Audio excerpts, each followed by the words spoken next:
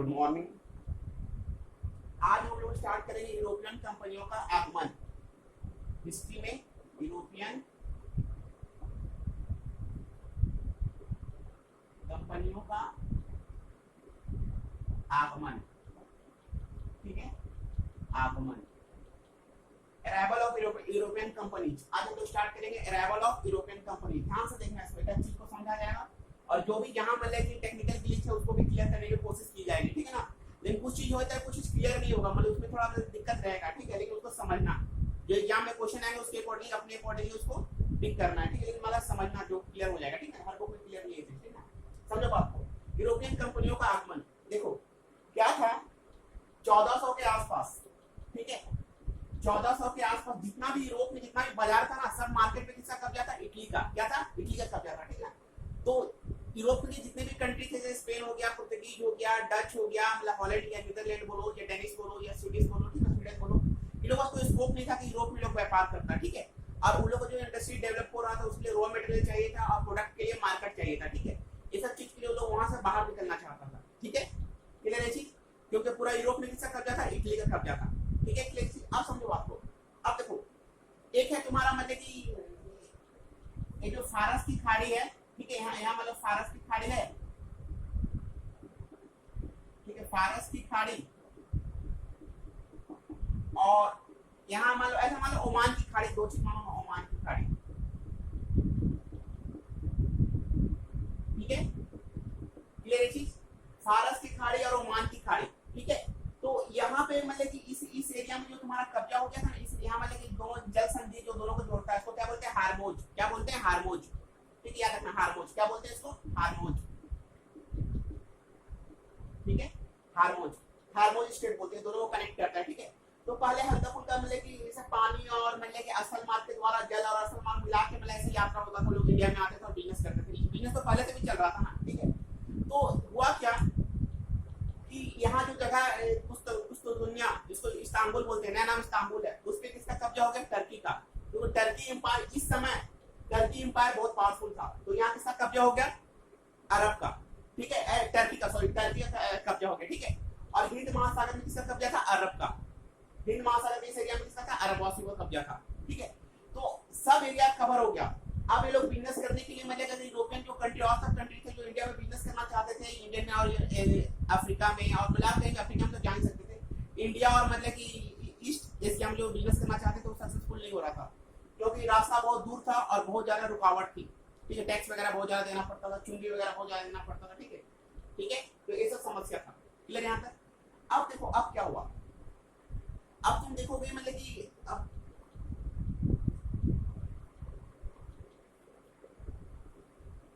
ठीक है, हल्का सा मानचित्र देख लो, क्योंकि इसको समझना जरूरी है। वर्ल्ड ज्योग्राफी जब बताया जाएगा तो वहां बताया जाएगा, ठीक है। ये मान लो यूरोप है, ठीक है, तो ये तुम्हारा मान लो अफ्रीका है, और ये मान लो हम लोग इंडिया है, दिस इज इंडिया। समझाने के लिए बनाया जा रहा है, ठीक है, उसका कोई मकसद नहीं है, ठीक, इंडिया, ठीक है। और यहाँ तुम्हारा मतलब कि तुम्हारा मतलब कि इंग्लैंड, ठीक है, इंग्लैंड आइलैंड है, ठीक है, इंग्लिश आइलैंड है, ठीक है। तो देखो यहाँ जो है ना, यहाँ मतलब कि यहाँ पे ध्यान से देखना, ये एरिया तो पूरा अभी ब्लॉकेड है, ठीक है, यहाँ से तो जा नहीं सकता, दिक्कत हो रहा है यहाँ तक जाने में, ठीक है। तो यहाँ मतलब कि यूरोप में जो साइड में दो कंट्री है, एक पुर्तगाल है, ठीक है, और दूसरा है स्पेन, इसके बारे में देखना, ठीक है, क्लियर। तो स्पेन और पुर्तगाल के लोग मतलब कि नदी के किनारे, इसको बोलते हैं आइबेरिया का पठार। क्या बोलते हैं? स्पेन और पुर्तगाल कहाँ स्थित है? आइबेरिया का पठार में। यूरोप में बहुत सा पठार है, यूरोप का पठारों का एक कंटिनेंट बोला जाता है, यूरोप का क्या बोला जाता है? पठारों का महाद्वीप, ठीक है, यहाँ बहुत ज्यादा पठार है। तो ये आइबेरिया का पठार है, यहाँ पुर्तगाल और स्पेन दो कंट्री है, ठीक है। तो यहाँ लोग के राजा बोले कि भाई मतलब कि हम लोग को तो बिजनेस करना है, तो हम लोग को मतलब नया लैंड खोजना पड़ेगा, इंडिया जाने का नया रास्ता खोजना पड़ेगा। तो और इंडिया के बारे में वर्ल्ड में बहुत फेमस था, इंडिया वर्ल्ड में बहुत फेमस था। क्यों फेमस था? देखो बात मतलब देखो वहाँ क्या हो रहा था, वहाँ एग्रीकल्चर के लिए लैंड चाहिए था, ठीक ना। तो एग्रीकल्चर के लिए लैंड चाहिए था, पूरा मतलब कि जंगल को काटा जा रहा था, जंगल को काटा जा रहा था, और पशुपालन मतलब वहाँ कम होते गया, पशु को मतलब मारते गया, उसको खाते गया, ठीक ना। तो जब खाता था तो उसमें जो मसाला यूज करता था, इंडियन स्पाइस लोगों को काली मिर्च वगैरह बहुत सही लगता था, ठीक है, क्लियर। इससे मतलब वो मतलब जितना भी मतलब कि मांस वगैरह उसको लॉन्ग टाइम तक लोग प्रिजर्व करके रख सकता था, ठीक है। तो इंडिया में मसाला का मांग बहुत था, और इंडिया के बारे में बहुत फेमस था कि इंडिया में सोना चांदी हीरा बहुत ज्यादा है, ठीक है। इंडिया के बारे में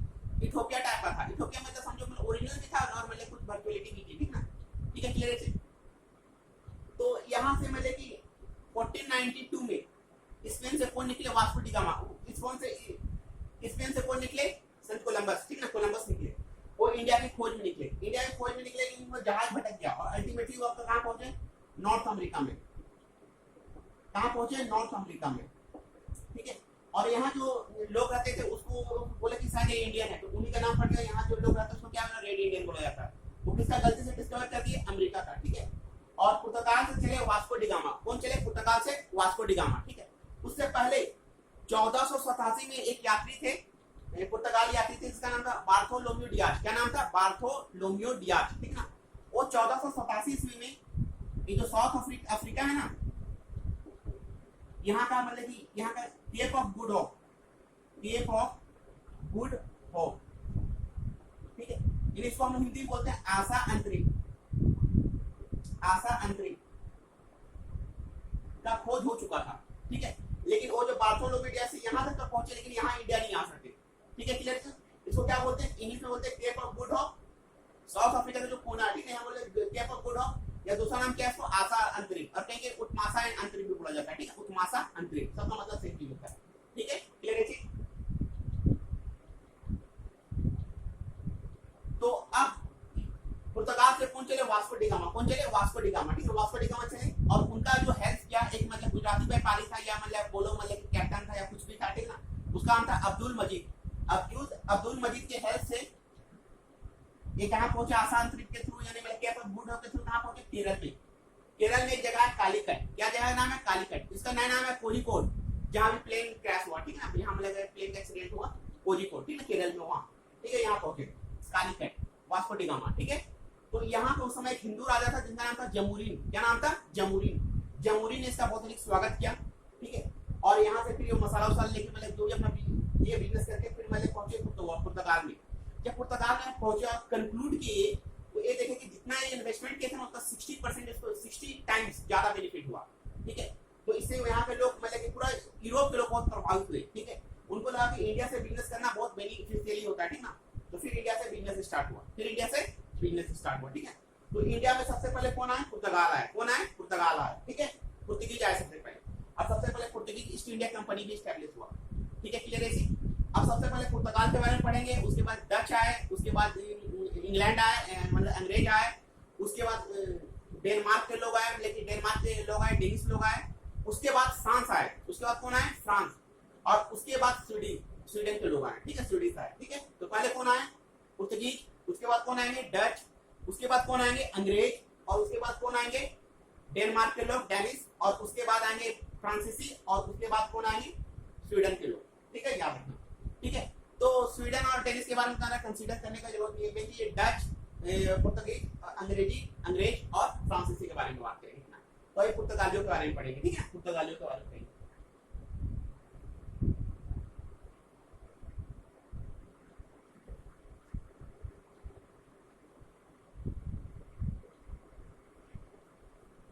अब समझना बात को, ध्यान से समझोगे हर बात को, ठीक है।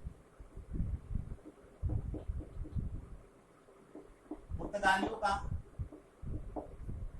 आगमन, ठीक है। देखो जब पुर्तगाली इंडिया आए, ठीक है ना, इंडिया में बिजनेस करना, सब कुछ करना स्टार्ट करके, ठीक है। तो Portuguese east India company establish हुआ, ठीक है, ईस्ट इंडिया कंपनी स्टैब्लिश हुआ। तो इसकी जो पहले जो थे ना, ठीक है, पहले जो इसके गवर्नर थे जो भारत में बिजनेस करने आए थे, तो उनका जो पहला गवर्नर था, जो मतलब कि गवर्निंग बॉडी होता है, उसका हेड जो थे, उनका नाम था फ्रांसीसी डी अल्मीडा। क्या नाम था? फ्रांसीसी डी अल्मीडा। अल्मीडा याद रखना, अल्मीडा याद रखना। तो अल्मीडा क्या किया? तो ये इंडिया है, ठीक है। तो अल्मीडा क्या किया? एक पॉलिसी अपना बनाया, ठीक है, पॉलिसी, ठीक है। इसका नाम था ब्लू वाटर पॉलिसी। याद रखना, ब्लू वाटर पॉलिसी। क्या था? ब्लू वाटर पॉलिसी, ठीक है। इसको हिंदी में बोलते हैं शांत जल की नीति, ठीक है। ये बनाए, शांत जल की नीति बनाए। इनका मेन मकसद था कि इस एरिया पे पूरा हम लोग जितना भी वाटर बॉडी है यहाँ अपना कब्जा कर लेंगे, ठीक ना। तो इंडिया में हम लोग बिजनेस करेंगे। अब कोई यूरोपियन कंट्री आएगा तो पहले हम लोग से परमिशन लेना पड़ेगा, फिर इंडिया बिजनेस करेगा। ये चाहते थे कि इस क्षेत्र में एकाधिकार हो, तो इनका सिस्टम क्या था? शांत जलती नीति, ठीक है। क्लियर है जी? इसके बाद दूसरा जो मतलब कि गवर्नर बन के आया, उसका नाम था अल्बुकर्क। ठीक है। एक दूसरे गवर्नर बन के आए। देखो एक गवर्नर थे ना, इनका मतलब विस्तारवादी नीति था। क्या था? विस्तारवादी नीति, ठीक ना। तो ये बहुत ज्यादा विस्तार करना चाहते थे। तो देखो ये बीजापुर के, याद रखना, बीजापुर के आदिल शाह जो राजा थे, बीजापुर के आदिल शाह, ठीक है, आदिल शाह से गोवा छीन लिए, ठीक है, और गोवा पे अपना अधिकार कर लिए और गोवा पे अपना हेडक्वार्टर बनाया, ठीक है। तो 1510 ईस्वी में मतलब अलगुलक क्या के आदिल शाह से बीजापुर के जो राजा थे आदिल शाह, उससे क्या गोवा छीने और गोवा पे अपना अधिकार कर लिए, ठीक है। क्लियर है चीज, ये बात याद रखोगे। और इस एरिया में पूरा कर देखो, ये लोग का मेन क्या था, नेवी बहुत स्ट्रांग था उस समय। इंडिया का नेवी उतना स्ट्रांग नहीं था। देखो मुगल नेवी पे ज्यादा ध्यान नहीं दिए, मुगल नेवी पे ज्यादा ध्यान नहीं। हाँ, जो साउथ के कुछ राजा लोग थे, मतलब जैसे मतलब जो पड़े हुए मतलब चेर, पांड्य, चोल, ये लोग स्ट्रांग थे। ये लोग श्रीलंका में भी अटैक किए थे ना, और मालदीव पे सब में मतलब कि जो फिलीपींस में सब पे अटैक किए थे, ठीक ना, ठीक है। तो ये लोग थोड़ा स्ट्रांग थे। साउथ का जो हम लोग का चोल, चेल, पांड्य थे, ये लोग का मतलब कि नौसेना बहुत स्ट्रांग थी, ठीक है। क्लियर है। लेकिन मुगल सेना के भी वो स्ट्रांग नहीं थी, और मुगल सेना तो अब वीक हो रही थी। मुगल सेना नहीं, अभी वीक नहीं हो रही थी, आगे चलते चलते आगे तो वीक हो जाएगी ना, ठीक है। और वो लोग का मतलब कि नेवी को उतना कंट्रोल नहीं था। वो लोग अस्तर मार्ग पे बहुत मजबूत थे, लेकिन नेवी पे स्ट्रांग नहीं थे, ठीक है। बस ये बात है, ठीक है। तो अलबुलक ने क्या किया, 1510 ईस्वी में बीजापुर के आदिल शाह से क्या लिया, गोवा छीना और वहां अपना अधिकार कर लिया और अपना हेडक्वार्टर बनाया, मुख्यालय उचित बनाया, ठीक है। इसके बाद अगला जो है, अगला का नाम बहुत कॉम्प्लिकेटेड है, ठीक है। अगला जो गवर्नर, फ्रांसीसी गवर्नर बन के आए, वो कौन थे? नूना डी कुना, नूना डी कुना, नूना याद रखना, नूना डी कुना, ठीक है, वो आए, ठीक है। देखो तो उन्होंने क्या किया, उन्होंने मतलब कि यहाँ दमन था, ठीक है, दमन दीव ऐसा पे अपना कब्जा करते गए, ठीक है, दमन दीव ऐसा पे कब्जा करते गए, ठीक है, ठीक है। तो ये मतलब कि पूरा कब्जा कर लिए थी ना, और मतलब कि अपना जितना भी था ना, जितना भी किला बंदी करते गए और अपने आप को काफी स्ट्रॉन्ग करते गए, ठीक है। क्लियर चीज, समझ गए बात को। तो ये मतलब ऐसा करते गए, और मतलब कि इनका मेन पॉलिसी था पूरा प्रोटेक्ट कर देना इस एरिया को, ठीक है। देखो अब पुर्तगीज के बारे में जानेंगे। तो अब पुर्तगाली मतलब बहुत सी बिजनेस करते थे, ठीक है। हर चीज का मतलब कि जैसे मान लो कि नील का, फिल्म का, सब कुछ का बिजनेस करते थे, ठीक है, ठीक है। मसालों को तो बिजनेस, तो सबको कॉम्प्लिकेटेड मसालों का बिजनेस सब करते हैं, कपड़ों का बिजनेस, ठीक है ना, ठीक है। अब समझो बात को, पुर्तगीज इंडिया में टिक क्यों नहीं सके? पुर्तगीज इंडिया में नहीं टिकने का मेन कारण था कि उसके बाद पुर्तगीज के बाद कौन आ गए? डच, ठीक है। और डच का भी तुम्हारा मतलब कि आर्मी बहुत मतलब कि नौसेना इससे भी स्ट्रांग था, पुर्तगीज से भी स्ट्रांग था, ठीक है। डच का सेना मतलब कि नौसेना पुर्तगीज से भी स्ट्रांग था। तो डच मतलब सब ये सब इसको सबको हराते गए, पुर्तगीज को जो भी इलाका था उसका कब्जा करते गए। प्लस मतलब डच यहाँ इंडोनेशिया में भी कब्जा करते गए, श्रीलंका में भी कब्जा कर लिए, ठीक है। इंडोनेशिया, ठीक है, यहाँ श्रीलंका, तो श्रीलंका पे भी कब्जा कर लिए, ठीक है, श्रीलंका, ठीक है। डच काफी स्ट्रांग हो गए थे, डच काफी स्ट्रांग हो गए थे, ठीक है। तो देखो पुर्तगीज का पहला मतलब कमजोर होने का इंडिया में कारण क्या था कि डच काफी स्ट्रांग हो गए थे, ठीक है। गोवा फिर मतलब कि पुर्तगीज अपने हाथ में कर लिया, लेकिन मतलब डच काफी स्ट्रांग हो चुके थे, ठीक है। अब देखो तो डच के कारण पुर्तगीज कमजोर हुआ, और दूसरा मतलब कि पुर्तगीज का कमजोर होने का कारण था अंग्रेज भी आते गए, सब आते गए और कमजोर होते गए। दूसरा कारण है डच का कमजोर होने का कारण, एक और कारण ये था कि ये लोग अपने धर्म के प्रति बहुत कट्टर थे। वो किसी भी चाहते थे कि अपना धर्म का मतलब विकास करना है, ठीक है, तलवार के बल पे या कैसे भी अपना धर्म का विकास करना है, ठीक है। ये लोग मतलब श्री जी पे काम करते थे। ये लोग चाहते थे गोल्ड, ग्लोरी और गॉड, ठीक है। ये लोग चाहते मतलब ये लोग मेन था क्रिश्चियन धर्म को मतलब प्रचार करना, ठीक है। बिजनेस तो करना ही था, साथ में क्रिश्चियन धर्म को प्रचार करना था, ठीक है। और ये पुर्तगीज थे ना, पुर्तगाल लोग को, पुर्तगाल खुद मतलब स्पेन के अंडर में आ गया बाद में। पुर्तगाल फिर किसके अंडर में आ गया? स्पेन के अंडर में। पुर्तगाल का पॉपुलेशन भी बहुत कम था, तो इसलिए मतलब कि कम्पीट नहीं कर सका। और उसके बाद फिर साउथ अफ्रीका में जो तुम्हारा ब्राजील मिला और उपनिवेश बनता गया साउथ अफ्रीका में, तो पुर्तगीज अपना सारा ध्यान यहाँ चला गया ब्राजील की तरफ, ठीक है, ठीक है चीज। तो पुर्तगीज इंडिया में ध्यान नहीं दे सके, और फिर अंग्रेज से कोलैबोरेशन हो गया। 1661 में क्या हुआ था कि अंग्रेज का जो प्रिंस था, मतलब इंग्लैंड का जो प्रिंस था, जिसका नाम था चार्ल्स द्वितीय, चार्ल्स द्वितीय, ठीक है। चार्ल्स सेकंड का जो शादी हुआ, चार्ल्स सेकंड का, चार्ल्स प्रथम या द्वितीय जो भी था, चार्ल्स का शादी जो हुआ मतलब पुर्तगीज राजकुमारी कैथरीन ब्रिगेंजा से 1661 में हुआ, ठीक है। तो उससे क्या हुआ कि पुर्तगीज जो थे ना, पुर्तगीज बॉम्बे था, दहेज में किसको दे दिए? अंग्रेज को। और अंग्रेज के जो राजा थे बाद में मतलब कि $10 वार्षिक किराए पे बॉम्बे किसको दे दिए? अंग्रेज को दे दिए। तो इस प्रकार मतलब कि पुर्तगीज और अंग्रेज में दोस्ती हो गई। फिर अंग्रेज और पुर्तगीज में कभी लड़ाई नहीं हुआ, ठीक है, ठीक है। फिर अंग्रेज का कब्जा भारत पर बढ़ता गया, ठीक है, क्लियर है जी। तो इस तरह पुर्तगीज इंडिया से खत्म हो गए। गोवा में तो बहुत समय तक रहे, गोवा में तो बहुत समय तक, उसका अलग बात है, उसके बारे में बाद में बात करेंगे, उसके बात करेंगे उसके बारे में, ठीक है। क्लियर, यहाँ तक समझ में आया आपको? अब आगे ध्यान से देखो, पुर्तगीज सबसे पहले अपना कंपनी कहाँ स्टैब्लिश किए? तो पुर्तगीज सबसे पहले अपना कंपनी कहाँ स्टैब्लिश किए? कालीकट के नजदीक एक जगह है कोचीन, कोचीन में पहला फैक्ट्री स्टैब्लिश की। कहाँ की? पुर्तगाली कोचीन में, याद रखना कोचीन में। और डच सबसे पहले कहाँ स्टार्ट किया अपना पहला फैक्ट्री? कहाँ स्टार्ट की? मछलीपट्टनम में, जिसको आप मछलीपट्टनम बोलते हैं, पहले मसूलीपट्टनम बोलते थे, ठीक ना। तो डच कहाँ अपना फैक्ट्री स्टार्ट की? मसूलीपट्टनम में, ठीक है। क्लियर है चीज, समझिए बात को। डच कहाँ स्टैब्लिश की? मसूलीपट्टनम में। देखो कपड़ा का जो भी मतलब बिजनेस सबसे अधिक इंडिया में कौन किया? कपड़ा का बिजनेस इंडिया में जो भी फेमस किया कौन किया? डच ने, ठीक है। कपड़ा निर्यात, कपड़ा उद्योग डच की देन है, डच फेमस किया, ठीक है। डच ने पहली फैक्ट्री कहाँ स्टार्ट की? मसूलीपट्टनम में, ठीक ना।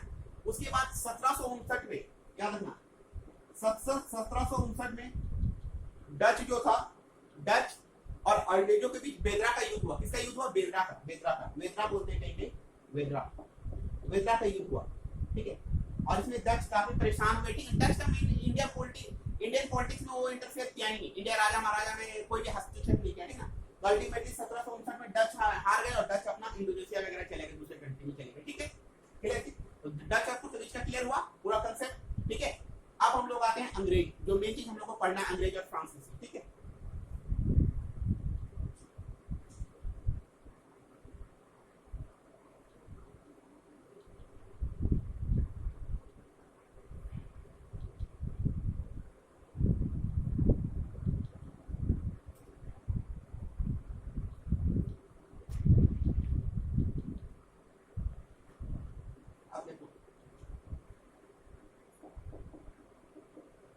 अंग्रेजों का आगमन,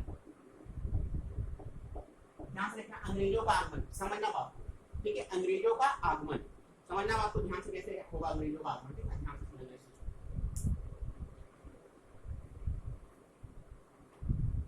अंग्रेजों का आगमन, देखो अंग्रेज 1600, एक बात याद रखना, 1600 में ईस्ट इंडिया कंपनी की स्थापना हुई, 1600 में ईस्ट इंडिया की कंपनी का स्थापना हुई, ठीक है। क्लियर है। और सबसे पहले captain Hawkins, captain William Hawkins, ठीक है। एक किसका रिप्रेजेंटेटिव था? ईस्ट इंडिया कंपनी का। एक किसका रिप्रेजेंटेटिव था? ईस्ट इंडिया कंपनी का। He is representative of east India company, ठीक है, ठीक है। ईस्ट इंडिया कंपनी का रिप्रेजेंटेटिव, लेकिन राजा की तरफ से, वहां की जो रानी थी एलिजाबेथ प्रथम, उसकी तरफ से मतलब कि 1608 में, 1608 या 9 में, ठीक है, एक जहांगीर के दरबार में पहुंचे और इनके पास जो फरमान था, जो मतलब कि लेटर था, वो किसके नाम था? अकबर के नाम का था। मुझे उम्मीद था कि अकबर वहां का राजा, लेकिन अकबर तो 1605 में मर गए थे, ठीक है। तो अकबर की मृत्यु होने के बाद वहां पे जहांगीर राजा था, लेकिन पत्र किससे था? कैप्टन हॉकिंस के नाम से, ठीक है। कैप्टन है मतलब जहांगीर के, अकबर के नाम पे था, लेकिन जहांगीर के दरबार में आए, ठीक है। और वहां से सौदा करने के बाद बात की कि मतलब हम बिजनेस करना चाहते हैं, व्यापार संधि करना चाहते हैं, ठीक है, ठीक है। यानी ये रिप्रेजेंटेटिव थे ईस्ट इंडिया कंपनी के, लेकिन किसके तरफ से लाए थे लेटर? एलिजाबेथ प्रथम के तरफ से, ठीक है, ठीक है। तो जहांगीर के दरबार में, तो जहांगीर तो मतलब बिजनेस करने के लिए एग्री नहीं हुआ, क्योंकि जहांगीर को दिक्कत ये था ना कि उसमें पुर्तगाल का नौसेना बहुत मजबूत था, ठीक है। और अगर मुगल का जहाज उधर से पहुंचता, उधर से उस रास्ते से जाता था, तो टैक्स देना पड़ता था पुर्तगाल को, ठीक है। क्लियर है। तो इसलिए और मतलब कि जो एक बड़ा भी अपना सेटअप जो करना चाहते थे, सूरत में करना चाहते थे। कहाँ करना चाहते थे? सूरत में, ठीक है। सूरत में अपना कोर्ट स्थापित करना चाहते थे। इन पुर्तगीज वगैरह से डरते थे, मतलब कि मुगल में डरता था, इसलिए तो परमिट नहीं किया गया, ठीक है। क्लियर है। हाँ, जब मतलब कि 1615 में दोबारा थॉमस रो आए, थॉमस रो, ठीक है। ये जेम्स प्रथम के रिप्रेजेंटेटिव थे। किसके थे? जेम्स प्रथम के। और एक किसके थे? ईस्ट इंडिया कंपनी के रिप्रेजेंटेटिव थे, ठीक है, याद रखना, जेम्स रो, ठीक है। थॉमस रो आए, थॉमस रो जेम्स प्रथम के रिप्रेजेंटेटिव थे, ठीक है। ये आए तो इन्होंने जहांगीर से परमिशन मांगा, तो जहांगीर ने तो परमिशन नहीं दिया, लेकिन उस समय गुजरात के मतलब कि जो राजकुमार थे वो खुर्रम थे, शहजादा शाहजहां, ठीक है। तो शाहजहां से परमिशन ली, तो शाहजहां हर जगह फैक्ट्री में लेकर खोलने के, कोठियां खोलने के, इजाजत लेकर बिजनेस कर सकते, ठीक है। क्लियर है चीज? अब समझो बात। देखो इसमें क्वेश्चन आता है, हमेशा एक क्वेश्चन आता है कि पहला जो मतलब कि अंग्रेज का जो जहाज इंडिया में आया, उसका नाम था ड्रैगन। कौन सा जहाज था? ड्रैगन था, वो इंडिया आया, ठीक है। सूरत की जमीन पे पैर रखा, ठीक है। अब देखो सबसे पहले ये जो मतलब फैक्ट्री स्थापित करना चाहते थे, सबसे पहले फैक्ट्री कहाँ स्टार्ट करना चाहते थे अंग्रेज? सूरत में। सबसे पहले कहाँ स्टार्ट करना चाहते थे? सूरत में। लेकिन सूरत में क्या हुआ, मतलब सूरत में जब फैक्ट्री 1608 या 9, कभी भी 9 या 10, कभी भी 1608 में 9 में माना, 1609 में सूरत में फैक्ट्री स्टार्ट करने की कोशिश की, ठीक है। लेकिन पुर्तगीज बहुत वहां हस्तक्षेप किए, पुर्तगीज स्टैब्लिश नहीं करेंगे, ठीक है। तो वो वहां छोड़ के सूरत में तो फैक्ट्री बनाना स्टार्ट किया, वहां बना नहीं सके, तो उसके बाद कहाँ गए, मछलीपट्टनम में उन्होंने पहला फैक्ट्री बनाया, ठीक ना। और उसी बीच क्या हुआ, ठीक है, 1612 में पुर्तगीज और इसके बीच, पुर्तगीज और इसके बीच, ठीक है, मतलब कि अंग्रेज के बीच एक युद्ध हुआ जिसको बोलते हैं स्वेली का युद्ध, स्वेली का युद्ध, ठीक है। इसमें मतलब कि जो मतलब कि अंग्रेज थे वो मतलब कि पुर्तगीज को हरा दिए, ठीक है। जब पुर्तगीज को हरा दिया तो पुर्तगीज का शक्ति पूरा खत्म हो गया, फिर ये दोबारा सूरत में अपना फैक्ट्री बनाया। तो सूरत में स्टार्ट किए थे पहला फैक्ट्री, वहां बना नहीं, कहाँ बना, मछलीपट्टनम में। और उसके बाद सेकंड फैक्ट्री कहाँ बना, वहां सूरत में, ठीक है ना। और इस युद्ध में मतलब पुर्तगीज का मतलब कि जल शक्ति को खत्म कर दिया 1612 में स्वेली के युद्ध में।